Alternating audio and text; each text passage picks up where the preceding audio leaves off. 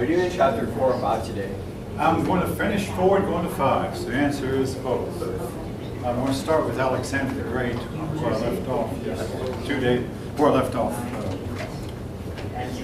off. Wednesday. Okay. Okay, so I still have time. So if you can't draw, you can find. There's a date where it's, like October. All right. Where you can withdraw without it. Yeah. On my watch, it's a little bit past 2:30, so we need to start. You hopefully all know that the next test is 2 weeks from today, and believe me, I worked hard on it this morning. The same thing it was last time, except there are no bonus questions. 33 multiple choice questions, mostly 4 choices. Some questions only have 3 choices, and some 2. All right. As for when the next pass will be, it's sometime in October. I have to start looking that up also. All right, anybody else have any other questions? All right, the paper due November 10th, write about any topic. All right. November 10th. Yeah, November. What exactly are you looking for in that? Like just like preferably, a I'm history, trying to explain. like of a person? It can be an event, a philosophy, your critique of a philosophy, and So is it like people your call me response? opinionated. I spend a lot of time critiquing these ideas. So it's more like a response of Yeah, that's a good of idea. person Yeah, or good an idea. event, A response. and not just In other like, words, what do you think about a person? In fact, your authors do the same thing here with Alexander the Great. Was he great or not? okay. Of course, they don't really take a stand. I mean, when they take both sides, speak through both sides of the mouth. Was he great or not? He did change the course of Western history. But yeah, that might give you some examples. All right. Any other questions? Yes. What's that? Hold on. Do you have any rubric to for the paper? Or was No, that I do not grade by rubric. Now, there are certain types of essay questions I've given where I do grade by rubric. On the paper, I do not grade by rubric. No page requirement or anything like that? Yeah, oh yes, 1,000 words. Oh, okay. Yeah, 1,000. I mean, otherwise, some of you would write about a 50-word paper, and it seems trite, but we just have to have a limit. Just have to. I mean, otherwise, somebody like I say would write a 50-word paper and expect to get credit for it. Well, all right. Any other questions? The requirements are online, and you can find 2 sample papers on iCollege. What day did you say? November 10th, I believe. November 10th. November 10th, a week earlier if you want extra credit. All right, How many pages is 1,000? 1,000 words. I meant 4 pages.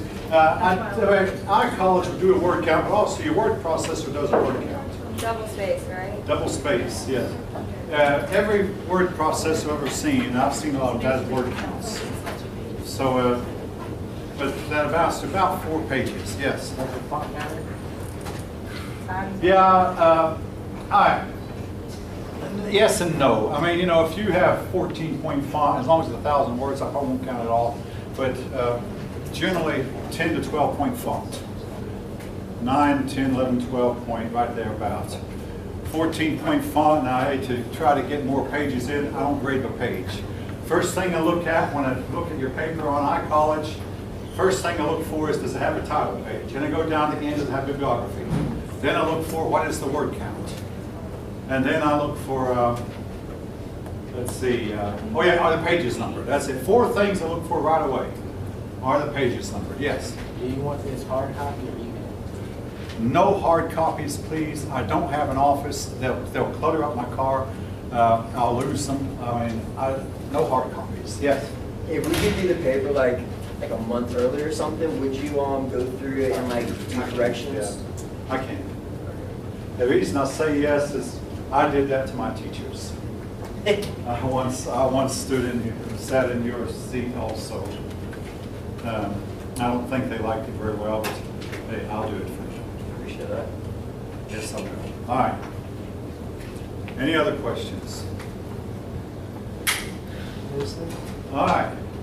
We'll proceed. Alexander.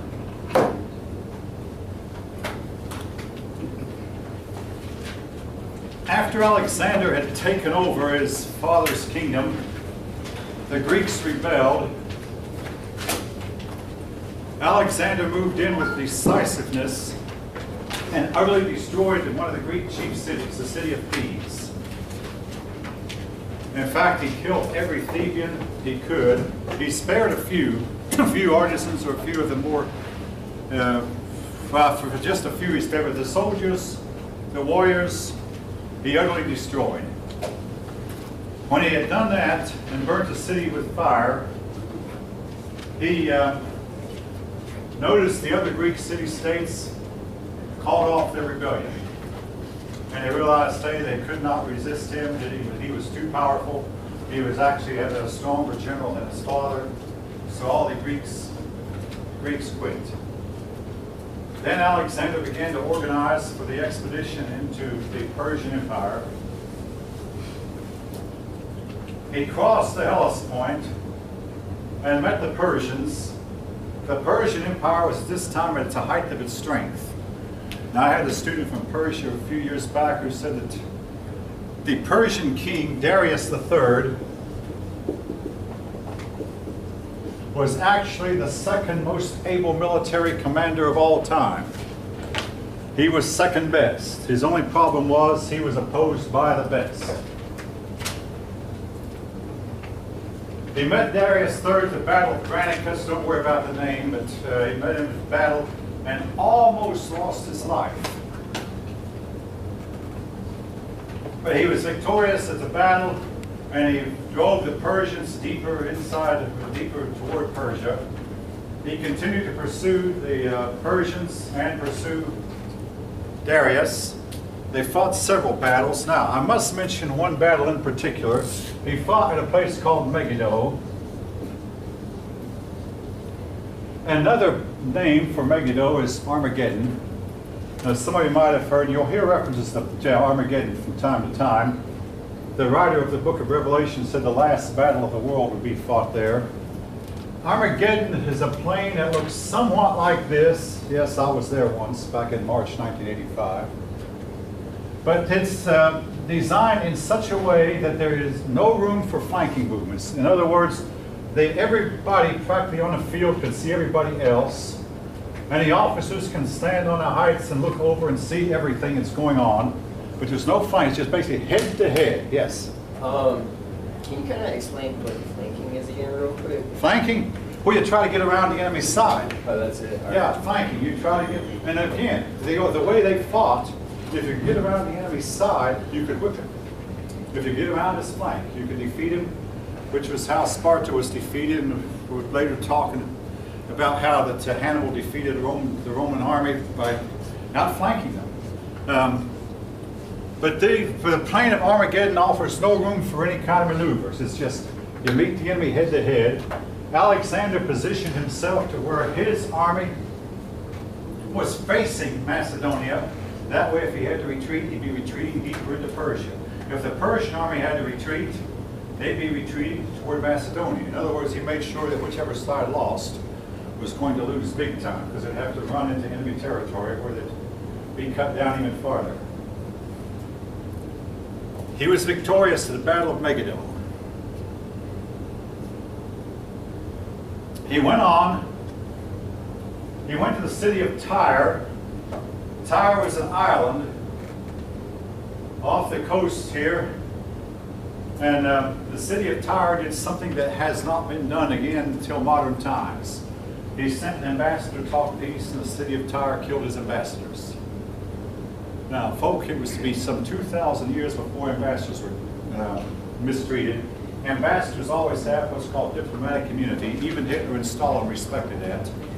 Only in modern times do people, we've had, well, in my lifetime, we've had 2 American ambassadors killed, and one in Afghanistan in 1979. In 1979, some rebels in Iraq took 52 American ambassadors hostage, called the hostage crisis. And then recently in Libya, we had an ambassador killed. Something that was unheard of until fairly recently. Anyway, the city of Tyre killed Alexander's ambassadors, thinking that they were invulnerable.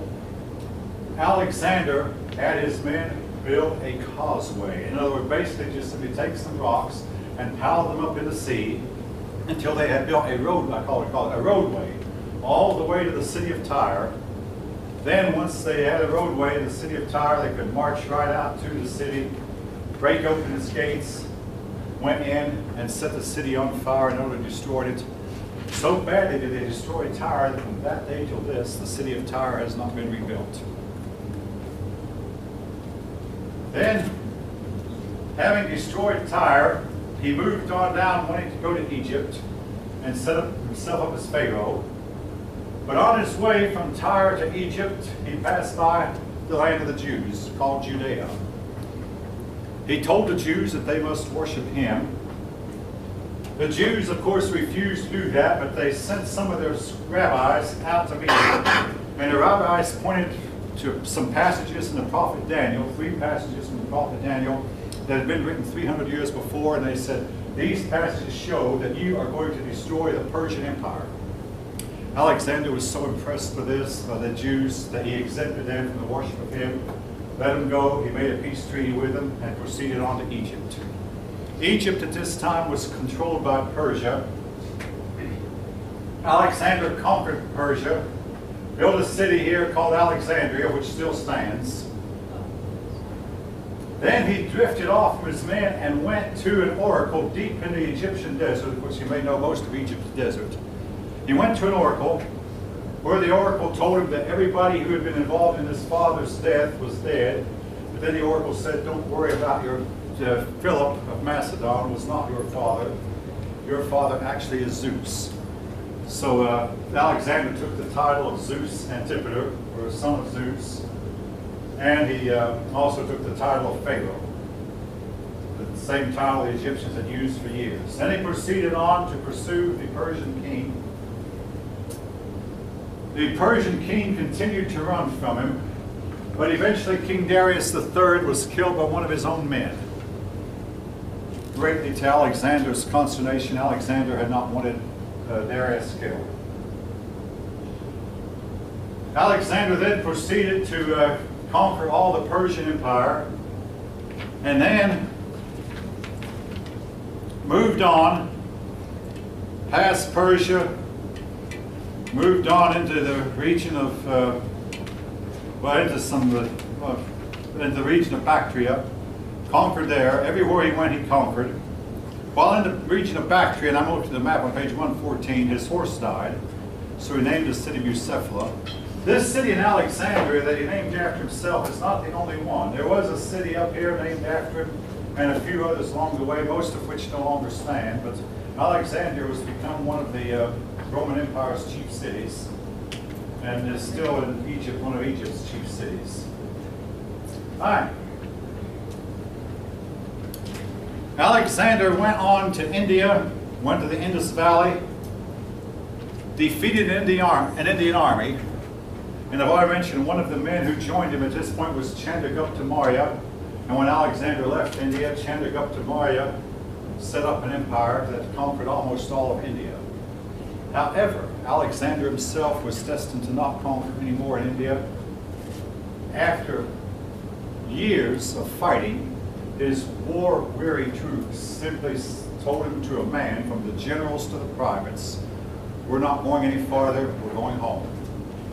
It is said that Alexander cried when there were no more worlds for him to conquer. But even he had to yield to a unanimous decision by his army. He proceeded home. On his way home, he stopped at Babylon. And the story goes he contracted a fever. There's another story that he died in a dormant stupor. Anyway, he died in Babylon. He had been wounded in India by an arrow, supposedly. Now, this is a standard view, and he never fully recovered from his wounds. Recently, I read where that some people suspect that it was not an ordinary arrow, but a missile of sorts that hit him and did a lot of damage, and actually spooked his men. His men got spooked, not because they were tired, but because they realized these people have some super weapons that we have no chance of standing up against. And even Alexander had to realize that his days of conquering were over. Anyway, he died in Babylon at the age of 32. He had governed for 12 years. And he had married a Persian woman by whom he had a son. The son was only about 5 or 6 years old. But his generals rose up, his 4 generals, and killed his wife, killed his son.